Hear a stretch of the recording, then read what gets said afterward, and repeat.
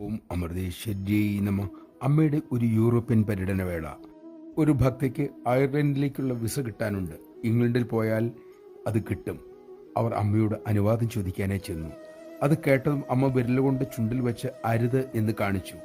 തർജ്ജമ ചെയ്യുന്നയാൾ ആ ആക്ഷൻ കണ്ടില്ല. അമ്മ ഒന്നും പറയാത്ത മൂലം അദ്ദേഹം പറഞ്ഞു, ചെന്ന് ശരിയാക്കിക്കൊള്ളൂ. അങ്ങനെ ആ ഭക്ത ലണ്ടനിലേക്ക് പോയി.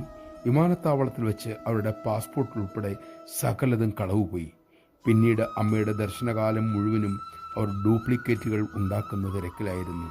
എല്ലാം ശരിയാക്കി ഒടുവിൽ അവർ അമ്മയുടെ സന്നിധിയിലെത്തി. അവർ പറഞ്ഞു, അന്ന് അമ്മ പറഞ്ഞത് ഞാൻ അനുസരിച്ചിരുന്നു എങ്കിൽ ഈ പ്രശ്നങ്ങളൊന്നും ഉണ്ടാകുമായിരുന്നില്ല. അവർ ക്ഷമ ചോദിച്ചു.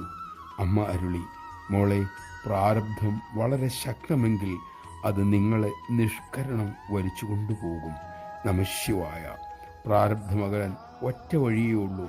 പഞ്ചമുച്ചമടക്കി ചോദ്യം ചെയ്യാതെ ഗുരുകൽപ്പന.